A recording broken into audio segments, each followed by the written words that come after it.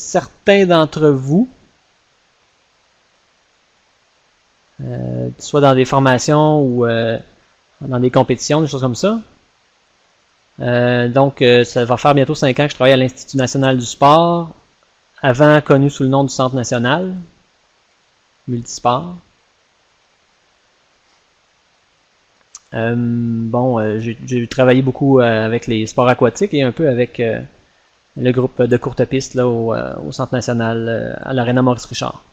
Eh bien, écoutez, c'est un peu particulier là, de faire ça comme ça à distance. On a vu que la mise en œuvre n'était pas super évidente. Alors, je vais peut-être essayer, moi, de gagner du temps à des endroits moins que je pourrais penser moins importants là, pour ce soir. Bon, ben, je commence toujours un peu par la base. Comme je vous dis, là, moi, j'ai travaillé avec plusieurs sports.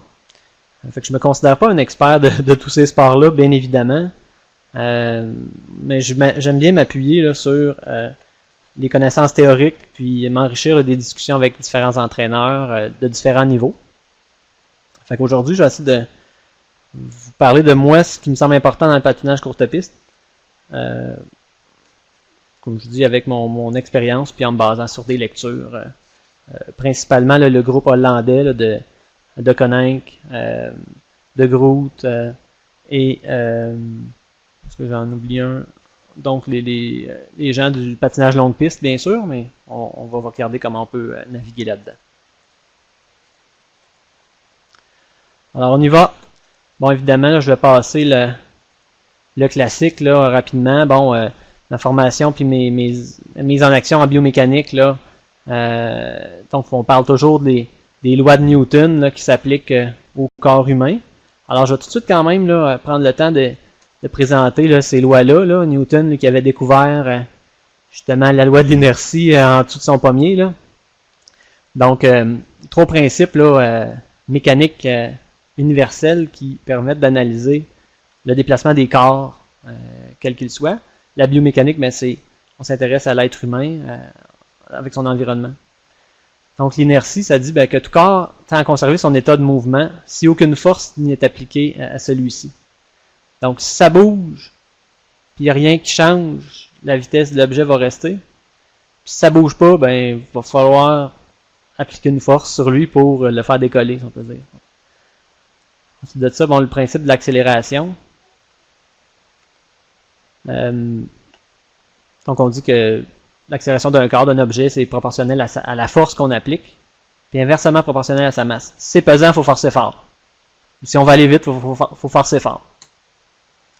Ensuite de ça, l'action-réaction. Justement, quand on applique une force sur un corps, il nous la retourne en direction opposée. Ça, je dirais que moi, je m'en sauve tout le temps. Là, quand on analyse des mouvements, on peut toujours mettre ces éléments-là, puis dire ah ben oui, si la vitesse a changé, ou si l'état de mouvement, donc l'inertie a changé, ou si quelque chose qui accélère, dès qu'il y a un objet qui change de vitesse, ça veut dire qu'on a appliqué une force dessus. Ça a des conséquences des deux côtés. Donc l'objet ressent la force, puis on va dire ici l'être humain va la ressentir aussi. OK? Donc aujourd'hui, j'ai quelques diapositives là j'essaie de résumer les éléments de performance. Ensuite de ça, la partie là, plus rappel biomécanique, je verrai comment on s'y éternise ou pas.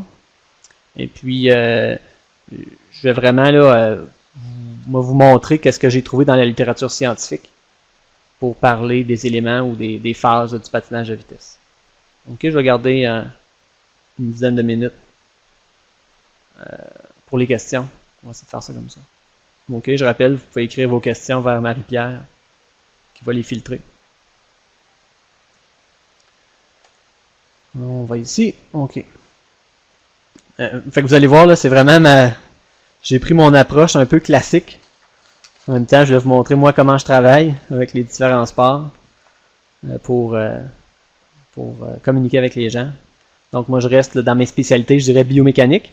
Puis, justement, c'est pour voir vous autres, pour vous confronter un petit peu ou vous mettre en perspective avec les fondements scientifiques, là, je dirais, qui sont derrière le travail que vous faites instinctivement sur le terrain. Fait que je dis, l'objectif du sport, là, c'est de transporter son centre de masse, On pourrait même dire, pour certains, là, c'est faux fun, donc faut se promener sur le parcours. Et puis, bon, faut arriver au fil d'arrivée avec la lame du patin. On avait vu, entre autres, aux Olympiques, là, 2010, là, Charles Hamelin, là, qui avait fait plusieurs pivots, là, pour arriver à croiser le fil d'arrivée.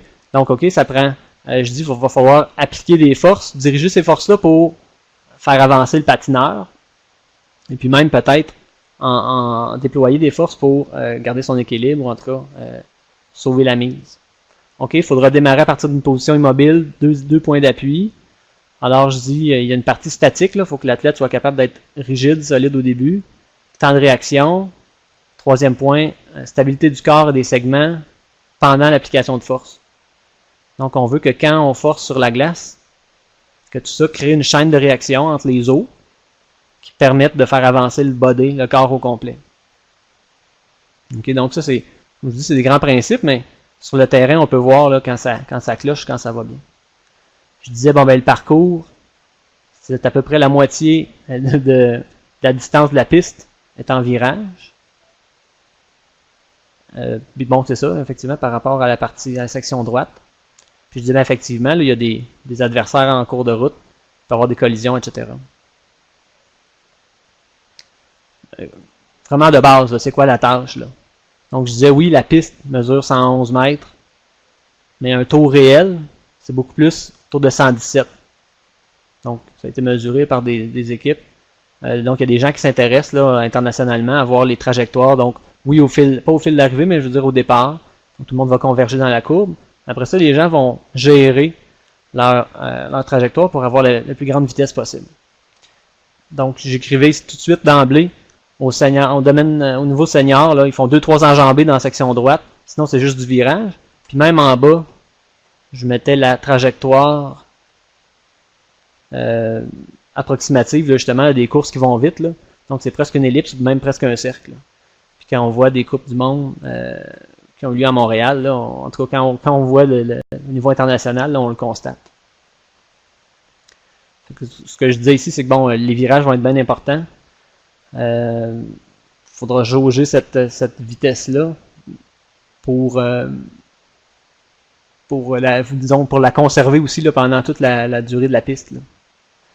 Alors, je dis ici, si on prend un virage trop serré, ben, ça sera difficile de maintenir une vitesse. Et puis là, ben, l'athlète va juste s'accrocher dans le virage avec ses quarts là, pour être sûr de garder sa trajectoire, puis il ne pourra pas nécessairement trouver de la force ou de l'énergie pour patiner. Je m'arrête juste 2 secondes. Je ne sais pas si Marie-Pierre ou si tout le monde, ça va assez bien. Au niveau du débit, je vais peut-être essayer de modifier. Là. Je parle un peu vite au début, mais je vais essayer d'aller vers l'essentiel. Oups, je continue là-dedans. Donc, après ça, j'ai dit des éléments clés. Ça, c'est suite à des lectures scientifiques, là, comme je disais, le groupe de Hollandais principalement, puis des guides, des manuels d'entraîneurs. Donc, je pense qu'il est important, puis vous le dites avec vos mots à vous. C'est pour ça que j'ai mis là, une petite figure ici. La position, la posture, donc est importante.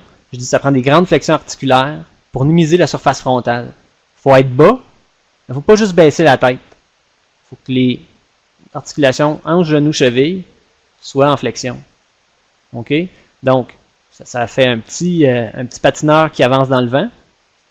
Et puis, ça va donner beaucoup de temps pour faire l'extension de ces articulations-là avec nos muscles pour créer les forces, justement, pour se propulser. OK? Fait que si on est bien fléchi, ça donne du temps, puis du chemin, puis de la force pour se propulser. Ensuite de ça, il faut la gérer, cette force-là. OK? Là, je dis, c'est la quantité de travail par poussée. Donc, c'est pas juste de faire des enjambées puis arracher de la glace. Il faut vraiment gérer, là, je disais, en 3 dimensions. On veut orienter, on veut pousser dans la bonne direction pour avancer. Je vous dirais, là, cette diapo-là résume pas mal, moi, ce que je considère d'essentiel. Puis après ça, je vais faire soit des démonstrations ou des exemples. Fait que je dis, ben, la poussée va être derrière le centre de masse. Donc, on veut se projeter vers l'avant. Fait que nos forces, il faut qu'ils nous guident dans cette direction-là. Si on met le pied en avant de notre centre de masse, on va appliquer les freins. Donc, on y va comme ça. Fait que dans cette gestion des forces-là, la vitesse d'extension de la hanche et du genou va être importante à gérer. Et puis, on parle de ça, je n'ai parlé un peu tantôt, mais l'angle du genou avant l'extension, ben, c'est un facteur d'efficacité et de performance. Donc, plus on est bas, plus la hanche et le genou sont fléchis, plus on a de chances de propulser. Ensuite de ça, on a lu que la fréquence des enjambées, donc la cadence de mouvement, va permettre de modifier la vitesse sur les droits et dans le virage. Puis la parenthèse qu'il y avait par rapport à ça, c'est penser que votre athlète devrait fournir une force qui est toujours maximale, puis il devrait plutôt jouer avec la fréquence. Okay? Donc c'est ce qui avait été suggéré là, par les Hollandais là, autour des années 90-2000. Donc gérer l'angle et tout ça des poussées, mais pas tellement la quantité. Jouer avec la fréquence des enjambées. Ça, c'est ma page biomécanique. Donc, les principes biomécaniques qui vont être impliqués dans tout ça. Alors, on parle d'impulsion. Je vais le définir un peu plus tard tantôt, mais donc la quantité et la durée des forces. Fait que ces forces-là sont dirigées, sont orientées, puis ont une valeur de grandeur, donc la durée, tout ça. Donc, pensez là, que l'impulsion, c'est toute la gestion des forces. Ah oui, j'écrivais ici. Ancrage des lames, entre autres, au départ, et puis même pendant la poussée. Donc, on veut que la lame soit posée dans une position, en tout cas, solide, et puis, progressivement, là, la force va être appliquée pour propulser le corps vers l'avant. Action-réaction, maintien de la stabilité du corps et de ses segments pour utiliser cette force propulsive-là. Si le bassin bouge, le genou va vers l'intérieur, le haut du corps, la colonne fait trop de flexion latérale, ben, c'est des mouvements parasites là, qui vont absorber la force efficace. On va aller vers l'avant. On veut que toute la force soit transmise là, entre les différents groupes musculaires et articulaires pour envoyer, comme je disais, l'objet qui est l'être humain vers l'avant. La coordination, c'est pas nécessairement un terme biomécanique, mais c'est quand même la richesse derrière ça, c'est l'organisation de toutes les différentes postures puis actions musculaires, neuromusculaires là, qui sont déployées. Puis moi, j'aime ça pas mal, ce côté-là, plus que de prendre des photos d'un athlète ou en tout cas d'avoir des choses statiques. C'est le fun de voir comment ça évolue au fil du temps. Donc, on demande ici à l'athlète d'utiliser des postures et des amplitudes de mouvement optimaux pour enchaîner les propulsions. Donc, on ne veut pas juste un angle du genou à tel moment. On veut que quand l'athlète arrive à cette position-là, soit terminale ou en tout cas ou en début de poussée, bien, que tout s'enchaîne. Que le haut du corps, le bas du corps, les articulations, les membres inférieurs, les bras s'organisent pour que ça s'enchaîne, c'est la fluidité, on pourrait dire, derrière tout ça. Moi, je trouve que la coordination, c'est ce que vous appelez, je dirais, la technique au niveau du terrain. Fait que je mets là-dedans, éviter mouvement parasite. Si ça bouge partout, là, moi, je trouve que c'est pas bon signe. C'est de ça, utiliser l'inertie des masses, entre autres le bras et le tronc ou le haut du corps, soit pour stabiliser ou même accélérer le centre de masse. Donc, l'athlète peut bouger avec ces bras-là, qui n'appliquent pas de la force au sol, mais par la réaction de leur mouvement, ben, ça fait de la force qui s'accumule au niveau de la lame, l'interface lame-glace. Puis bon, un autre point là, biomécanique, ben, c'est ce qui touche la base de support. Donc, les lames sur la glace, on peut aller en largeur, on peut aller en base de support vers l'avant et l'arrière. Fait qu'encore là, j'écris, ça ressemble un petit peu à de la coordination. Là. Je dis, ben, cette base de support-là, elle va évoluer au fil du temps, selon les phases de mouvement, pour permettre l'enchaînement des enjambées.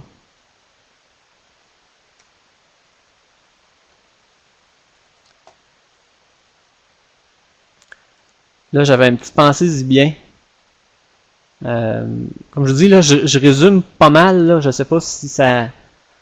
Qu'est-ce que vous pensez de ça à date, là, mais tu sais, en arrière des sports, là, souvent il y a des gros principes là, qui fait que je dis souvent ça aux coachs là, que je rencontre. Là, la science est sur votre bord si vous voyez ça sur votre terrain ou si vous faites ça. Alors, un dernier point ici, là, qui est encore là, une coordination fine ou la technique là, efficace. Fait que je dis, faites attention, il y a des athlètes qui sont forts, puissants. Oups, je vais même faire apparaître ça ici.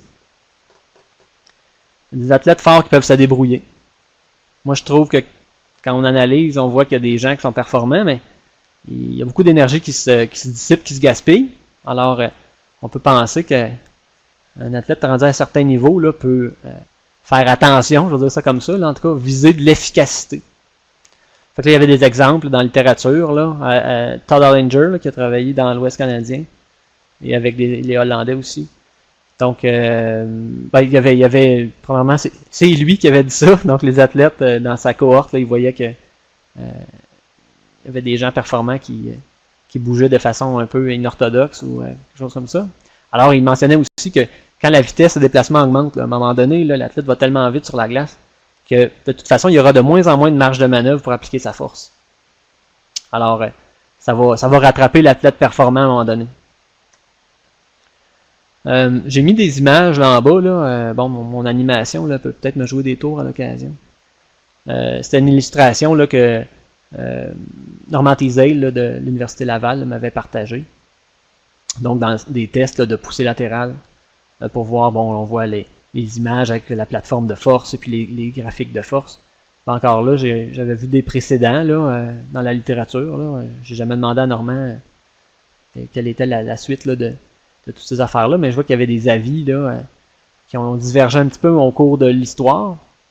Alors, en Hollande, il avait trouvé qu'il y avait un lien relativement faible là, entre la force produite, je vais juste aller vous montrer là, les graphiques de montée de force, tout ça, de poussée, et la vitesse du patineur. Alors, en Hollande, les autres, ils étaient bien forts sur l'efficacité. Ils ont dit le plus important, c'est l'angle de la poussée, l'angle de la jambe, puis même de la lame du patin sur la glace, qui va canaliser la force vers l'avant le plus possible.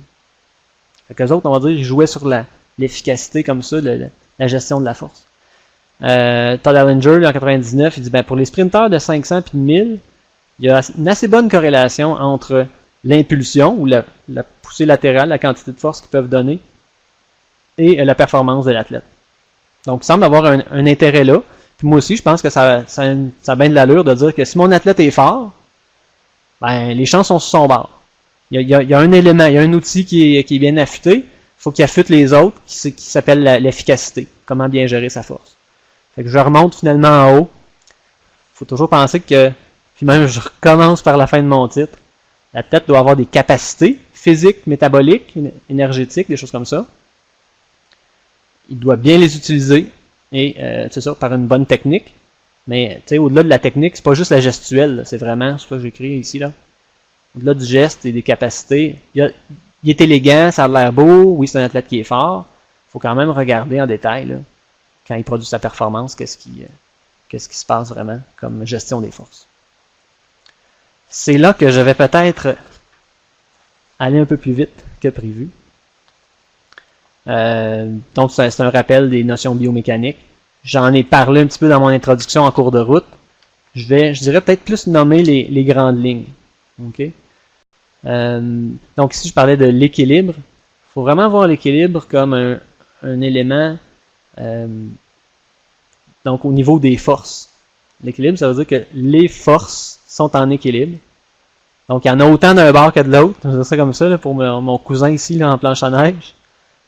Puis je dis qu'il y a autant de forces, puis il y a autant de moments ou d'éléments rotatoires. Donc, ça tourne pas, puis ça bouge pas. On va dire ça comme ça là, pour paraphraser. Puis c'est nos muscles qui nous permettent de gérer cet équilibre-là. Donc après ça, il y a de la... Parfait, je regardais juste là un texte en bas qui défilait. Évidemment, vous êtes tous sensibles à l'aérodynamique. Donc, ça se calcule. C'est un peu mon point là, de tout ça. Donc, l'aérodynamique, c'est l'étude des forces faites par les molécules d'air qui circulent autour du corps. Alors, il y a tout un cursus de connaissances, là, dont Guy Larose, entre autres, là, à Ottawa, là, qui travaille beaucoup avec le patinage de vitesse et les sports de glisse. Donc, pour améliorer soit les vêtements ou les véhicules. Snowboard, pas snowboard, mais bobsleigh et compagnie. Fait que simplement, plus c'était lancé, et on faudrait même dire, plus l'arrière de l'objet était lancé, plus l'air va venir se repositionner. Donc la séparation de l'air va être uniforme et tout ça. Alors il faut mieux être une Formule 1 qu'un Westphalia. D'où la belle position là, en triple flexion là, à des patineurs. Donc c'est important d'avoir ça. Petit point encore là, bon oui, sur la glace, nos patins sont en contact, il y a un peu de friction. C'est juste pour vous montrer que la friction de la glace en patinage, puis même dans les autres activités de glisse, là, est toujours à peu près égale. OK? Elle va varier un petit peu, c'est là que je décris, selon la température, est-ce qu'elle a été bien resurfacée, et les lames, est-ce que les lames sont donc un berceau très prononcé ou la cambrure très prononcée. J'ai écrit gestion des appuis. Donc si l'athlète va du talon aux orteils ou s'appuie trop fort sur un pied, ben il peut mordre, on va dire ça comme ça, là, plus fort dans la glace, donc ça peut créer un freinage. Puis bon, à l'extrême, là, on dit qu'à haute vitesse, il y a un phénomène de plowing. C'est comme si la lame créait une vague de, je vais dire ça comme ça, de slush, ou en tout cas de pellicule d'eau. Donc à terme, là, juste l'avancement de la lame sur la glace là, crée des forces là, de freinage. Je disais en patin courte piste, le ratio de la traînée, donc c'est la friction de la glace par rapport à la traînée, donc à 35-40 km/h là, dans des bons temps de patin courte piste, ben c'est 18 à 15% de friction de glace, puis il reste 80% là, de traînée, donc d'aérodynamique. Okay? Fait que l'air, la résistance de l'air est très grande, même en courte piste. Là. Position importante. On veut des athlètes bas, pas juste la tête en bas, hanche, genou, cheville. Dernier point, friction de la glace. Là, on parlait d'une lame qui allait très droite dessus, là. Mais si quelqu'un pique sa lame en fin de poussée, ben on voit là que ça accroche. Là, c'est simplement des graphiques là, qui nous montraient là, que des gens qui avaient des bonnes techniques là, qui pouvaient piquer leur lame ici. Puis je dis aussi au retour du patin, pas gratter avec le talon. OK, donc image là qu'on avait vue au Centre national. Donc atterrissage sur le talon, puis une poussée un petit peu en dérapage, ou en tout cas avec le bout de la lame. Là. Fait que ça vous fait penser à des athlètes là, que vous avez déjà vus. On veut des lames bien à plat sur la glace. Centre de masse, je vais très rapidement. Je vais simplement vous montrer qu'un centre de masse, c'est une représentation là, de la position des différentes molécules qui composent un corps, en tout cas. Donc, la moyenne pondérée de la distribution des masses. Quand on est debout, c'est vrai que c'est autour, en avant de la colonne, on va dire à peu près lombaire 3. Si je fais un mouvement comme ça, je recule mes fesses, ben mes bras vont avancer, sinon je tomberais sur le dos. Fait que mon centre de masse reste à peu près au même endroit. Quand on se penche, on voit que le centre de masse descend un petit peu puis s'avance un petit peu. Donc, quand on est dans des postures de patinage, OK, ça veut dire qu'on a descendu le tronc ici, mais on relève la jambe. Donc, ça nous met un centre de masse, là. Puis, même chose ici avec une jambe puis un bras. Donc, ce centre de masse-là se déplace selon le mouvement des segments. Une jambe, c'est plus pesant qu'un bras. Donc, selon l'organisation qu'on a, si quelqu'un, par exemple, ici, ne mettait pas son bras très loin, gardait tout ça près de son corps, probablement là, son centre de masse serait un petit peu déplacé. Et puis, il pourrait perdre l'équilibre ou en tout cas créer des rotations parasites. Je vais un petit peu plus vite. J'ai parlé un petit peu tantôt de l'impulsion. Donc, c'est la force pendant un certain temps. Puis quand on applique ça, j'attire votre attention ici. J'espère que c'est pas trop étourdissant. La force pendant un certain temps, ça va accélérer un corps. Accélérer, c'est quoi? Changer une vitesse. OK? Avec ça, là, on peut philosopher ou en tout cas même prendre des mesures là, assez intéressantes. On ne mesure pas la force, souvent sur le terrain. On peut voir par contre des modifications de vitesse. Un athlète qui va vers le haut, on ne veut pas ça. On veut un athlète qui va vers l'avant. Donc, s'il y a des mouvements, une vitesse, ça veut dire qu'il y a un déplacement vers le haut ou d'autres directions. Ça veut dire qu'il y a de la force qui va à l'endroit où on ne voulait pas.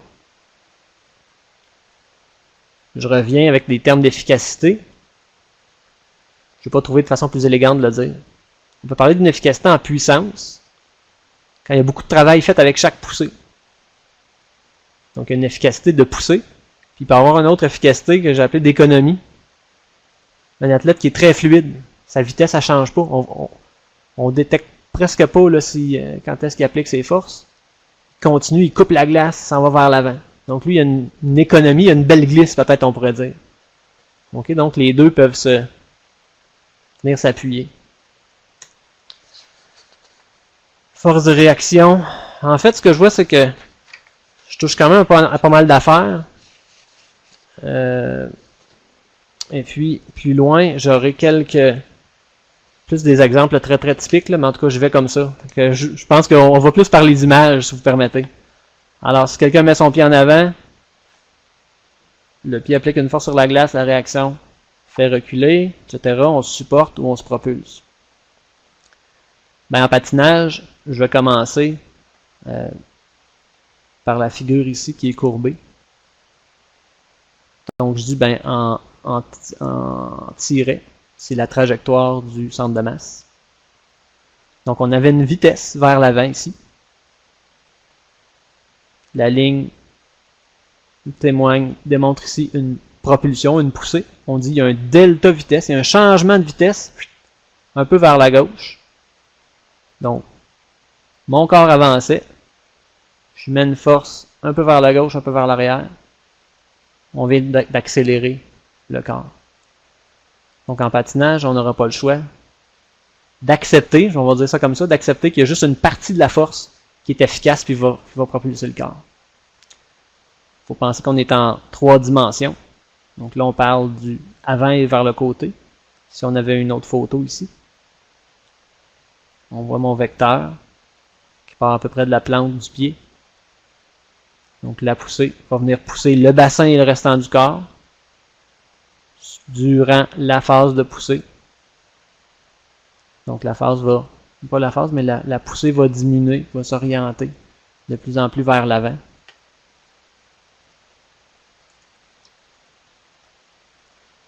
Je ne sais pas si vous aviez déjà vu quelque chose comme ça, des graphiques justement de la force en patinage. ABC, c'est trois personnes. Donc, ce qu'on voit dans chacun des graphiques, c'est qu'au début, il y a une bosse.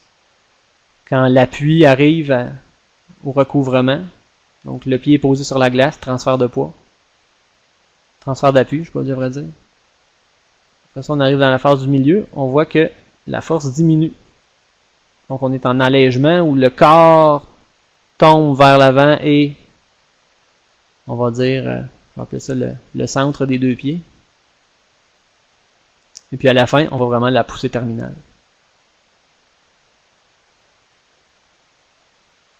Donc, les athlètes, on voit, on connaît qu'est-ce qu'ils font, mais donc, en Hollande, il y avait entre autres des patins instrumentés, il a pu mesurer ça. Je vous montre maintenant, ça c'était la quantité de force, puis la distribution au fil du temps. Donc on commence par la prise d'appui, on se soutient, on se prépare à pousser, on laisse tomber notre corps, puis on pousse. Maintenant ici en bas, c'est plus la distribution ou la représentation spatiale, donc dans l'espace. L'étoile, c'est notre centre de masse. Ok, là c'est comme on a superposé ou mis côte à côte deux poussées, gauche et droite. On voit pas super bien, mais la partie où il y a la flèche, c'est la section où l'athlète est en poussée. Je vais compléter mon explication. Ce qu'on voit ici dans ces ellipses-là, c'est la trajectoire ou le mouvement de la cheville, en fait, qui est mesuré. Donc, le mouvement de la botte du patin. Donc, le patin est posé en haut, pas loin du centre de masse. Idéalement, très proche. Quand on dépasse le centre de masse, on peut juste glisser sur ce pied-là. Donc, on se laisse glisser un petit peu. On pousse. On arrive au bout, on soulève le pied, recouvrement du patin. Donc ici, dans cet exemple-là, on est au départ, à la deuxième enjambée. Donc on voit que l'athlète ses enjambées vont très vite.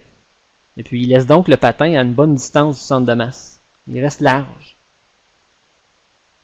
Puis il pousse plutôt par en arrière, plutôt en ligne droite par en arrière. Ici, on voit un athlète donc à la 8e enjambée. Là, il commence à patiner, à glisser. Donc on voit que son patin, quand il est posé, il va même de l'autre côté du centre de masse. Souvent on dit on va glisser sur la carre extérieure. On revient sur le plat. On revient sur la carre intérieure. Pousser vers le côté. Puis les Hollandais quand même disaient on pousse vers l'arrière. Un petit peu, tu sais. Mais on va plus sur le côté, mais il y a quand même un déplacement vers l'arrière du pied. Et puis encore là, recouvrement, etc. Donc on a vu la quantité de force, puis ici on voyait la localisation des patins.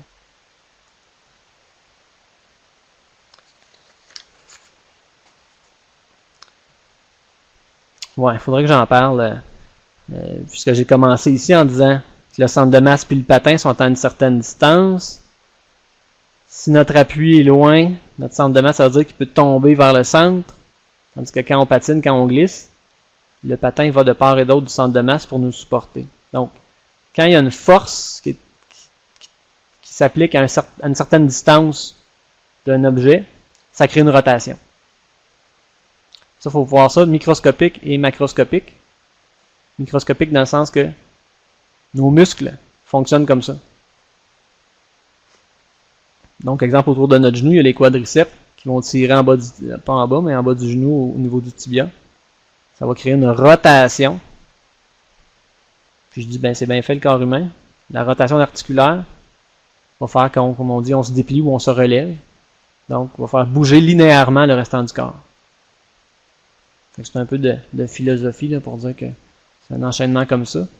Et puis, donc macroscopiquement, ben, notre athlète aussi, s'il pousse à côté de son centre de masse, il risque de faire tourner son corps. Et non aller vers l'avant. Je passe par-dessus celle-là. OK? Puissance et travail. Donc, on peut calculer ça, etc. On tombe un peu plus dans le patin, maintenant. Celle-là, je pense que je vais vite aussi. OK? 3 phases, glisse, poussée, recouvrement. Peut-être la vue qui est intéressante, tu as toujours la vue de dos ici. Là. Alors, glisse, corps extérieur, le patin a fini sa poussée, tout ça, on revient à plat, corps intérieur. Là, on laisse tomber le tronc, je dirais ça comme ça, le corps, dans ce cas-ci, vers la gauche, pendant la poussée, pour synchroniser les éléments. Donc, le corps tombe, ça crée une force qui, on va dire, qui s'ajoute à la force de poussée musculaire. Là. Tenez des données, comme je vous disais, un peu plus ciblées en patin. On veut des athlètes bas. Tout un corps, disons, des hanches qui sont basses. Ça, là, il faut vraiment voir ça comme ça. Alors, bon, il y avait différents papiers là, qui nous montraient là, le tronc, donc à peu près 10 degrés d'élévation. Donc, des hanches à 60, un genou à 110, les chevilles à peu près à 70. Donc, on veut tout le temps que le genou soit par-dessus les orteils.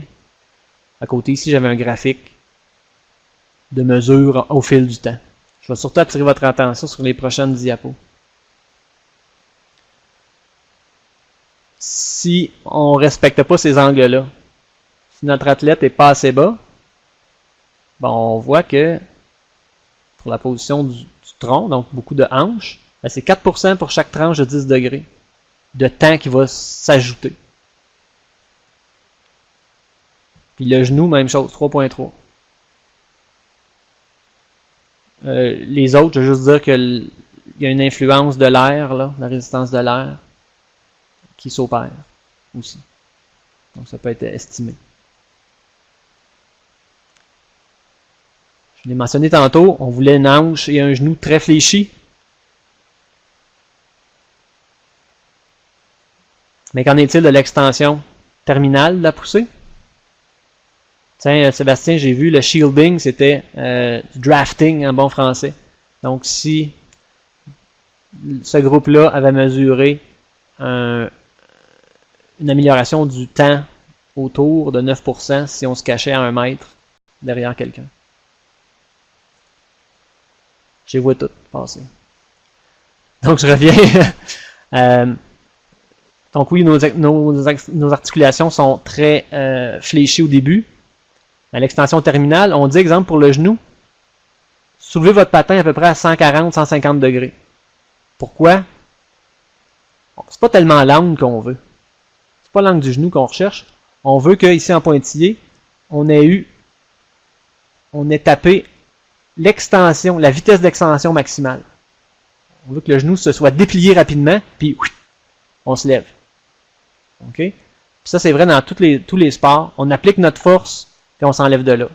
On ne laisse pas traîner notre pied en arrière. Puis une autre question aussi de sécurité. Si quelqu'un lance son genou à pleine vitesse, en hyperextension, tout ça, aïe aïe. Je vais passer, là, j'avais peut-être prévu un clip là, pour montrer certains patineurs là, qui vont trop loin, là, où le tibia, là, le genou est derrière le talon ou presque. Là, donc, ça, je pense que c'est des choses que vous pouvez apprécier assez facilement. Technique de patinage. Ouais, je vois là qu'il me manquerait, je sais pas si ça va très vite, là, mais il me manquerait peut-être un petit 5 minutes. Là. Faudrait tirer ça jusqu'à 8h05 pour passer à travers. Encore ici, j'attire votre attention beaucoup plus sur les figures que le texte peut-être. Alors, ici, vous voyez, notre patineur, bon ben on démontre simplement que en science, on aime ça mettre des axes tridimensionnels. Alors, on montre que la poussée doit être faite perpendiculairement à la progression du patin. On ne veut pas faire juste glisser notre lame d'avant en arrière, là, on veut vraiment s'appuyer. Et puis, c'est là que je vous disais, on peut mesurer donc l'angle de la poussée. Quand on n'a pas la mesure de la force exactement, l'angle de la jambe est un bon indicateur. Alors, je vous rappelle, on veut toujours pousser le plus vers... Okay, on dit vers le côté, ce qui est tout à fait vrai. Quand on se déplace à grande vitesse, là, on veut pousser vers le côté. On veut quand même orienter notre angle de poussée, donc l'interface, le contact entre la glace et la lame, pour faire avancer le centre de masse. On se rappelle, c'est ça que je descends ici, on se rappelle que notre pied, lui, va continuer à avancer, notre pied même propulseur, là, notre patin ancré, va continuer à avancer. Alors c'est là que, effectivement, la poussée latérale, c'est elle qui va nous faire avancer. Puis cette poussée-là est efficace, juste c'est derrière le centre de masse. Si c'est en avant, ça nous fait freiner. Ici, qu'est-ce qu'on voit? C'était la différence, peut-être un petit peu, en anglais, je dirais busy, là, un petit peu chargé comme diapositive ou image. Donc, les premières enjambées au départ. Donc, on voit, il y a un petit peu sur le côté, puis beaucoup de vecteurs vers l'arrière. Puis, une enjambée de glisse, de patinage. Premièrement, on voit beaucoup plus d'oscillation du centre de masse gauche à droite. C'est bien sûr, on pousse vers le centre avec nos patins. Ensuite de ça, les auteurs nous faisaient remarquer qu'il y a à peu près la même quantité de vecteurs vers l'arrière. Donc, il y a quand même, en fin de poussée, là, une contribution là, de la flexion plantaire, ou en tout cas de la cheville là, qui va pointer le pied, pour pousser vraiment vers l'arrière. Mais effectivement, ce qu'on voit, ce sont les vecteurs là, qui sont orientés perpendiculairement à la lame, vers, on va dire, vers le centre, là, vers le centre de masse de l'athlète. C'est là que je disais, si vous pouvez faire la synergie d'amener votre corps aussi vers l'avant et le centre, ça va encore là placer notre jambe d'autant plus dans le bon angle.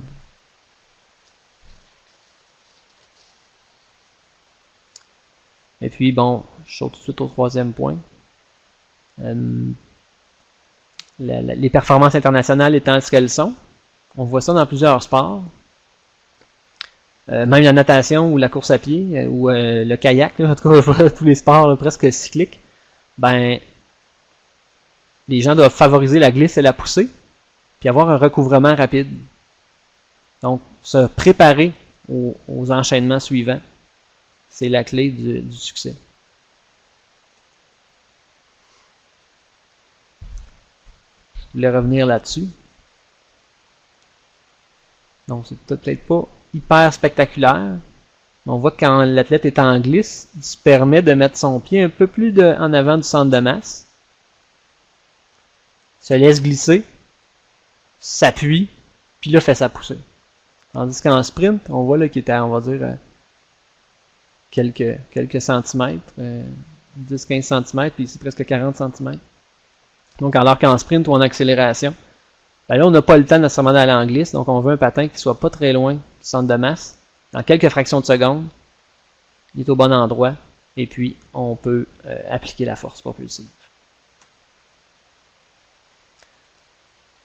Ouais, fait qu'ici, là, je décris un petit peu les bonnes pratiques là, de patinage. Ce qui a été mesuré, c'est vraiment une séquence de contraction des muscles proximaux vers distaux. C'est la hanche qui commence son action en premier. Donc, on va faire l'abduction, éloigner le patin. Après ça, on y va vraiment avec un genou. Puis, donc, on veut contrôler notre cheville, là, principalement, pour transférer ces forces-là. Puis, donc, on part vraiment du tronc vers la cheville. Je l'ai parlé tantôt un petit peu. Soulever le patin, quitter la glace quand le genou est vers 140 de flexion. Par contre, on voulait surtout la vitesse d'extension. Donc, on s'appuie, la hanche commence son action, et puis on explose, puis on enlève le patin de là. Hop, j'ai perdu mon curseur ici. Je vous l'ai dit, je le lâche pas. La flexion profonde, hanche, genou, cheville, puis même une petite exagération, un petit allègement. On peut comme, si je dirais, s'appuyer ou se laisser tomber un petit peu sur notre genou, là, notre jambe d'appui avant de pousser. Ben, ça étire un peu les sarcomères, ça étire les muscles qui sont déjà prêts à se contracter puis à produire de la force. Donc, ça accumule d'énergie élastique. Bon, juste simplement, effectivement, les athlètes doivent être forts pour soutenir cette position-là, puis démarrer les poussées. Fait que l'objectif pour devenir un bon patineur, ben, c'est de tout mettre ça en séquence. Donc, un peu de glisse, préparer la poussée suivante, placer son haut de corps, sa jambe dans le bon angle et tout ça pour vraiment orienter les forces pour avancer le plus possible. Les Hollandais, eux autres aussi, étaient très forts sur le principe de dire appliquez la force max en tout temps. Si vous voulez accélérer sur le droit, faites des enjambées plus rapides. Donc, augmentez la fréquence.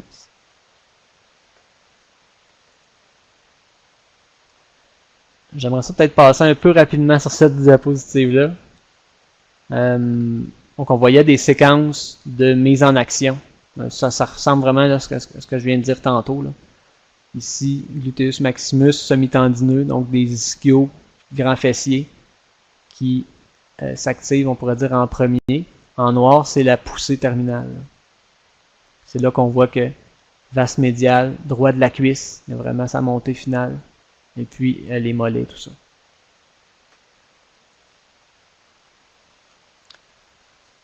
Le recouvrement, d'ailleurs, là, je vais vous montrer un clip parce que je pense que ça vaut la peine. Ça va presque faire la synthèse de toutes mes diapos.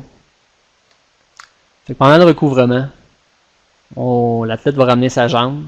Là, je dis sous le centre de masse, ou en tout cas près du centre de masse. Eh bien, effectivement, en fléchissant le genou et la hanche, donc je mettais, on va dire, le pire cas, quelqu'un qui garde un genou à 90, puis donc un pied très loin, puis là, j'aurais même pu ajouter un patin avec une lame. Donc, c'est des masses qui sont très loin des pivots musculaires, les fameux moments musculaires. Donc, si on diminue tout ça, on va accélérer. Ça va être, je veux dire, ça va être moins, la masse est moins distribuée loin. Donc, ça va être plus facile pour l'athlète de rapprocher son pied et sa jambe. Il faut voir ça comme étant moins d'énergie pour ramener une jambe vers l'avant. Ça fait de l'économie réelle. J'avais juste mis ici une image là, à un moment donné, là, une photo que j'avais pu prendre. Donc effectivement, là, on veut une trajectoire de retour qui soit planaire, on va dire appelons ça en ligne droite. Donc, pour pas créer de rotation. Je vais aller vous montrer un clip que Robert Tremblay m'avait partagé l'an dernier. Je vais essayer de gérer ça. Ça fait la synthèse de même plusieurs éléments. Je m'en sers ici pour le recouvrement. Vous remarquerez très peu de mouvement vers le haut de l'athlète. Donc, il avance. Un tronc rigide, peu de rotation. Le posé du patin, dont j'avais parlé, là, soit qui touche le talon en premier, donc une lame très à plat avec une belle flexion des articulations pour attaquer la prochaine propulsion. Regardez bien ça, on y va. Donc le ramener ici, en flexion pour diminuer l'inertie. Le corps qui est très rigide, qui garde sa trajectoire. Et puis regardez bien le posé de la lame ici. Donc en flexion, genou par-dessus les orteils. Je vais peut-être juste le redémarrer là, pour voir la première attaque. Là.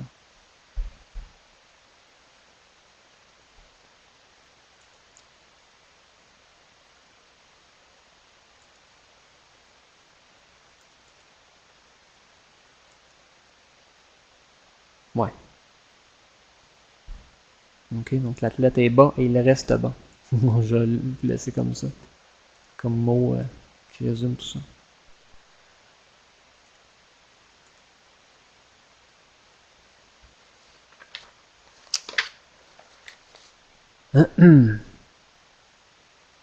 Ouais, on enchaîne.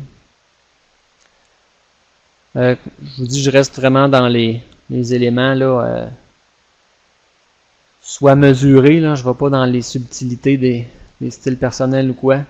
Donc, ce que j'ai lu, ce que j'ai entendu, donc en termes de virage, les éléments clés.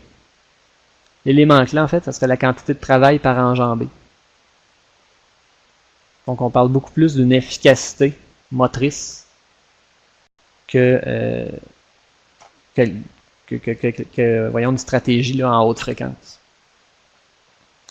Ouais, bon, fait intéressant. La jambe gauche, là, qui est à l'intérieur du virage, peut produire plus que la jambe droite parce que la hanche a plus de temps pour contribuer, puis les angles de poussée sont plus efficaces. Donc, par rapport au centre de masse. Bon, effectivement, Hollande, ce que j'ai lu, pour accélérer dans un virage, eux, ils suggéraient d'augmenter le travail ou la force des poussées, et non la fréquence. Leur argument, c'était que si la fréquence augmentait, excusez-moi, ben la tête n'aura pas le temps de pousser. Donc, il pourra peut-être modifier sa trajectoire ou quelque chose comme ça, ou contrôler son déplacement. Mais l'athlète ne serait pas capable, dans le peu de temps de contact de la lame à la glace, là, ou dans le temps de poussée qui est alloué, n'aurait pas le temps de produire assez pour accélérer. Il conseillait même de dire, ben, si vous sentez qu'il y a une limite là, comme ça à un athlète là, qui est plus capable d'accélérer en virage, peut-être essayer de le faire rentrer plus rapidement. Donc, c'était vraiment un jeu là, d'essayer de sauver les apparences. Faites-les rentrer plus vite, il va glisser sur ses quarts, il va peut-être ralentir, mais il aura sauvé un peu de temps au début. Donc, ça aussi, c'est quand même un peu discutable, l'aspect de l'efficacité.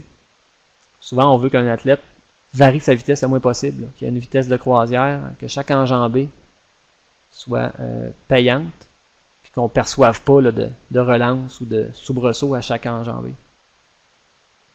Ça me tente de passer par-dessus ça, là, il y a des modèles là, de force et de fréquence dans les virages là, qui sont disponibles. Quand je suis tombé là-dessus, je trouvais ça intéressant. Ici, la valeur de force pendant une poussée dans un virage, excusez-moi. Je ne sais pas si vous vous rappelez tantôt, il y avait le premier appui ou la prise d'appui. Il y avait un allègement pendant que l'athlète modifiait la position de son corps pour charger la jambe de poussée. Et dans un virage, là, premièrement, il n'y a pas beaucoup de transfert de poids. Là, le centre de masse là, est toujours à peu près un petit peu à gauche là, des lames, là, presque en ligne avec les appuis là, en ligne diagonale. Donc, puis moi je pense qu'effectivement, si quelqu'un commence à alléger, à changer son appui sur ses lames, ben, soit il va changer de trajectoire, ou en tout cas, il ne pourra pas supporter là, la pression du virage. Ah oui, je suis tombé là-dessus aussi. Donc, une preuve encore là. La jambe gauche peut contribuer plus que la droite. La gauche est en pointillé. La droite est en pointillé très léger. Puis c'était une foulée dans le droit en noir foncé. Donc, tout ça arrivant ensemble, là, la jambe gauche peut commencer à pousser, on va dire, plus tôt dans le cycle là, que la jambe droite, et même plus tôt que dans un virage. Ça me tente de passer par-dessus celle-là aussi, pour le moment.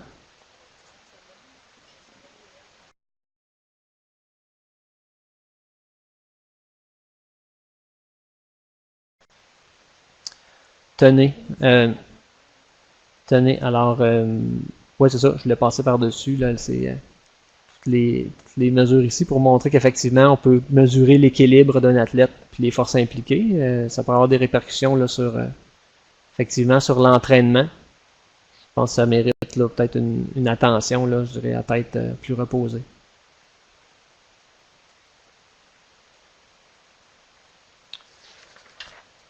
J'avais quoi? Dernier point là, technique, là, vraiment. Encore là, assez étoffé là, dans la littérature. Les départs en patinage. Donc, même l'article de M. Deceuninck s'appelle de la course vers la glisse, là, From Running to Gliding. Donc, il dit simplement que on commence. Les premiers appuis sont sur des bases ou ont des appuis, immobiles. Donc, on est vraiment là. Les pieds ne se déroberont pas. Puis plus on avance dans les enjambées, plus l'athlète a de la vitesse, donc plus les lames en contact continuent vers l'avant. Puis on tombe, là, comme je vous ai montré, là, dans les circonstances là, de profiter un peu de la glisse, de se positionner, puis de pousser fortement. J'avais décortiqué ça, moi, en termes un peu paraphrasés. Comment on se place pour faire un départ? Encore là, je vais peut-être plus en parler le 21 octobre, là, parce que j'avais fait un projet d'analyse de départ avec l'équipe nationale. Donc, je vais vous montrer plus d'images aussi. Donc, ce que je trouvais qui était important, c'est que, bon, il faut se positionner d'une certaine façon, je vais dire ça comme ça, mais surtout pour permettre des gestes efficaces de foulées qui s'en viennent. Donc, oui, épaule devant la ligne, on veut du poids, là, on veut que notre corps soit au-dessus ou même devant la ligne. Puis, bon, c'est ça, le patin là, plutôt large, là, en tout cas, on va être prête, dans le sens, là, prête, là, pour les appuis suivants. Patin arrière ancré, tronc rigide, articulation rigide, on pourrait même dire. Quand ça pousse, quand ça part, là, quand le coup de fusil part, il faut que le corps soit rigide. Donc, je dis enjambées de la course vers la glisse. Au début, donc, de la hanche, les ruades vers l'arrière, on peut penser vraiment à un sprinter. Propulser le corps, ne pas aller chercher de la glace devant. Donc, des fois, on voit que l'athlète va vraiment mettre son patin là, en avant de son genou. C'est vraiment exagéré. Il faut penser à un coureur. Là, on veut que nos patins soient toujours en arrière du centre de masse, là, particulièrement au départ. Fait que vraiment simple. pour des enchaînements, l'enchaînement de poussée. Donc en bas ici, je fais simplement là, une petite illustration. Là. Ben oui, la jambe droite pousse, ou je vais faire apparaître mon vecteur ici. Là. La jambe droite pousse, mais le bassin côté gauche s'effondre, puis l'athlète fait une flexion latérale vers la droite, vers la jambe de poussée, fait que ça pousse le bassin par là, mais le reste du corps tombe. Il n'y a pas une synergie là, ou une coordination pour organiser toutes les masses dans la même direction. Fait que ça, c'est une propulsion là, qui est pas bien canalisée. Là. C'est juste le bassin qui se déplace et non tout le corps. J'avais, bon, encore là, dans la littérature, là, il y a des vitesses critiques là, autour de 7 mètres par seconde. Il faut passer en poussée complètement latérale. Il faut vraiment profiter de la glisse pour se permettre de se positionner, de placer nos patins, de charger notre pied, donc autant placer notre genou vraiment en bonne flexion, tout ça, notre hanche, pour appuyer fermement là, avec notre pied de poussée, effectivement. Fait que le chiffre, c'est à peu près 8 enjambées chez les seniors. Donc c'est une moyenne. Ça peut dépendre de la vitesse, on va dire l'explosivité de l'extension des articulations, puis la vitesse d'avancement. Donc c'est ça, à un moment donné, qui dit tu peux faire quelques pas de course, faut que tu passes à la poussée latérale. Donc, c'est quelqu'un de très explosif qui est capable vraiment de continuer d'étendre sa jambe, ben, il pourrait peut-être faire quelques enjambées de plus. Sinon, effectivement, on passe en glisse, mais avec une bonne fréquence et puis les articulations toujours en flexion là, le plus possible. J'ajouterais pour avancer, comme je vous dis, on en a parlé tantôt, là, mais c'est pour ça que j'ai fait mon vecteur ici. La quantité de force efficace ou l'angle de poussée entre le patin et la glace est important.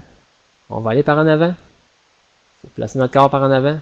C'est comme quand on court. Il faut que notre masse soit le plus avancée possible par rapport à nos appuis. Il faut qu'on tombe par en avant. Je vais peut-être vous montrer un clip par rapport à ça. Mais un départ ici dans une Coupe du Monde à Montréal. Pour commencer, bon, peut-être j'attire votre attention soit sur la vue de face ou de dos. Simplement pour voir la simplicité. Et comme je disais, l'enchaînement. Regardez bien là, juste la première foulée là, de la chinoise là, de Meng Wang versus nos Canadiennes ici. OK, donc j'ai jamais en tête de copier exactement ce qui se fait ailleurs, mais il y a des bons éléments là-dedans. Donc on y va. On va regarder bien une rigidité, puis un positionnement, je trouve, très simple. On va aller par en avant, si je vois de dos ici. On va aller par en avant, on va aller par là, puis même de côté. Donc on enchaîne. Alors ici, on doit contrôler des rotations. Là, on est ancré, on y va. Ici, on doit contrôler des rotations. Très solide ici. Tiens, je le laisse aller pour la suite. Donc, c'est pas nécessairement il faut faire comme elle, mais je trouve que c'était des bons éléments là, d'efficacité là, qui avaient été démontrés là-dessus. Ben écoutez, moi j'aurais enfin terminé. À vous.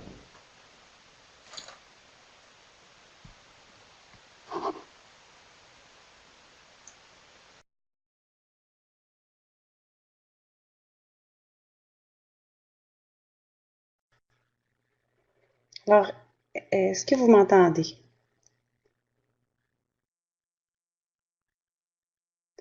Merveilleux.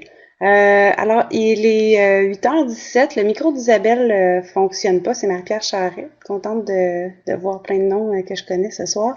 Il est 8h17. On a pris une heure. On a dû commencer un 15 minutes en retard à cause de problèmes qui sont vraiment et réellement liés à Adobe Connect. Ce soir, on ne sait pas ce qui s'est passé. Je vous invite à écrire vos questions dans le chat ou à essayer de parler si vous voulez prendre le risque. Moi, je vais laisser le micro à Mathieu dès que je vais avoir terminé cette petite conclusion-là. Je voulais juste prendre le temps, Mathieu, de te remercier pour la présentation de ce soir puis pour ta patience dans les 15 premières minutes. Honnêtement, je pense que c'est la première fois que ça se produit. Normalement, la techno est toujours super pour ces soirées-là.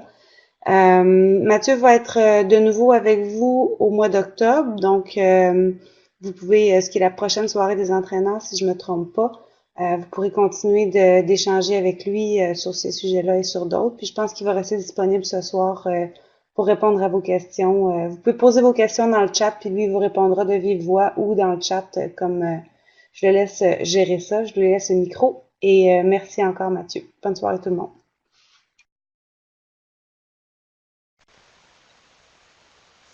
Oui, ben merci Marie-Pierre. Je peux bien résumer la situation aussi, là. Effectivement, on a dû commencer plus tard. Je mettrais juste un bémol sur le fait que je veillerai peut-être pas bien tard non plus. Je, je vous laisse mes coordonnées courriel peut-être. J'essaie de tout faire en même temps. Oups, je change là. J'ai vu des questions là, je m'en viens.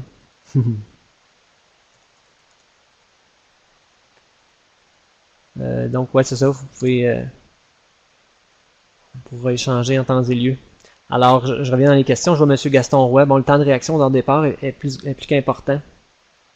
Ben, effectivement, le temps de réaction, souvent en sport, il est interprété comme étant le temps de mouvement ou même des premiers mouvements. En neuromusculaire, le temps de réaction, c'est vraiment quand est-ce que l'athlète réagit, qui fait quelque chose. Fait qu'il y a le signal de départ, l'athlète fait quelque chose. Malheureusement, ce que j'ai vu souvent, c'est que les athlètes réagissent vite, mais ils se relèvent, fait qu'ils font quelque chose qu'on veut pas. Fait que c'est pour ça que je pense que il y a une partie d'individualisation, peut-être au départ, pour que l'athlète se place. Il y a des gros principes. L'athlète veut aller vers l'avant, donc on veut que les masses soient avancées, mais il faut que les articulations soient vraiment en prétention. On veut que quand ça part, la première fraction de seconde, le bassin avance. C'est pas la tête, c'est pas les bras, c'est pas les genoux. On veut que le bassin avance. Puis c'est pour ça que je voyais, exemple, la chinoise, les pieds étaient ancrés pour, on va dire, faire ces deux premières enjambées-là, qui étaient presque un réflexe ou très, très, très, très rapide. Donc, au-delà du temps de réaction, puis même on a vu, par exemple, les Canadiennes qui essaient des fois le départ croisé, des choses comme ça. Tu réagis vite, mais si tu as une transition à faire après ça, là, tu perds ton avance. Peut-être qu'on pourra en parler le 21 octobre aussi. J'aimerais ça passer à Annie et Sarah, que ça fait longtemps que j'ai croisé d'ailleurs, fait que je te salue. Donc, la nouvelle théorie de courte piste de ne plus utiliser l'écart extérieur pour une économie de temps et d'énergie.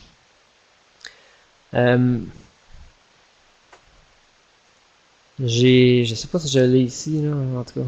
J'avais filmé le groupe de développement qui essayait de faire ça, mais il allait pas assez vite. Fait qu'au lieu de faire des enjambées normales, il essayait de faire pas il essayait, oui, je vais dire ça comme ça. Il essayait de faire ce truc-là, juste de corps intérieur. Visiblement, là, en tout cas, je n'avais pas demandé si l'entraînement c'était le fait qu'il devait s'y introduire à ça, mais en tout cas, je trouvais qu'il l'utilisait pas du tout au bon moment. Moi, je pense à de l'allure là, quand tu vois des athlètes là, sur en Coupe du Monde là, qui font une enjambée et demie sur le droit. Là. Moi, c'est ça. Moi, je trouve que ça a de l'allure. Autant pour avoir appris ça, il me semble, quand j'ai appris à patiner, là, que même si tu lèves pas ton pied, c'est pas tellement le recouvrement du pied qui te fait propulser que l'enchaînement de ces propulsion-là. Fait que si tu restes sur tes corps intérieurs, tu te pousses, puis ton centre de masse est proche de l'autre patin, ben, tu es prêt à partir. Moi, je pense que ça a de l'allure quand l'athlète est coincé, appelons ça comme ça, à faire une demi-foulée.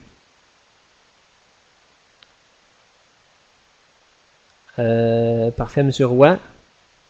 Fait que j'essaie de lire un peu ce qui se passe. Puis Annie, ben c'est ça, je sais pas si ça vous jette à terre. Je peux peut-être dire quelque chose par rapport à M. Michon, là, qui est autour de l'équipe nationale à temps partiel.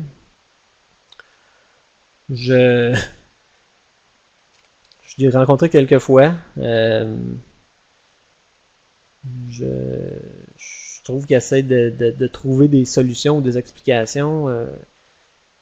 Peut-être pour les différences subtiles entre les meilleurs athlètes au monde. Je pourrais dire ça comme ça.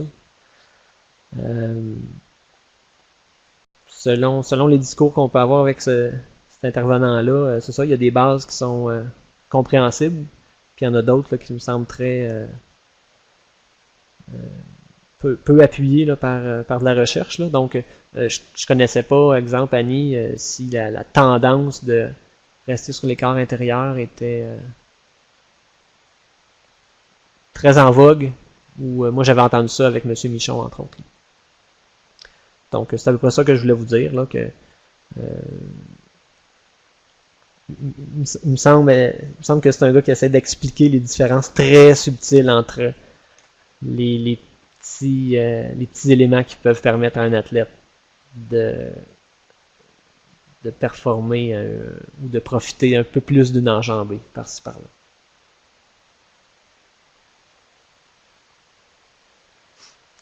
Alors, je vous dirais que bon, Marie-Pierre qui dit effectivement tous les stades. C'est sûr qu'en courte piste, les athlètes ont à naviguer dans un peloton.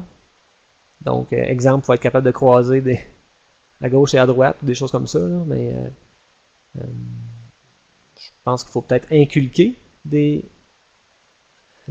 skills, excusez-moi, donc des capacités aux athlètes.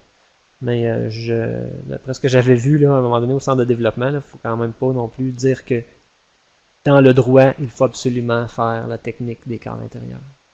Donc je pense qu'on peut peut-être s'y introduire, mais ça arrive à grande vitesse dans des conditions particulières. Mais ça fait partie du bagage d'apprentissage et de développement d'un athlète.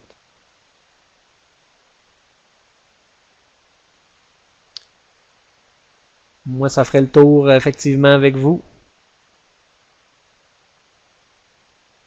Donc ça a été bien agréable, un peu particulier d'être tout seul de son côté, mais je vous souhaite une bonne soirée, puis à la prochaine.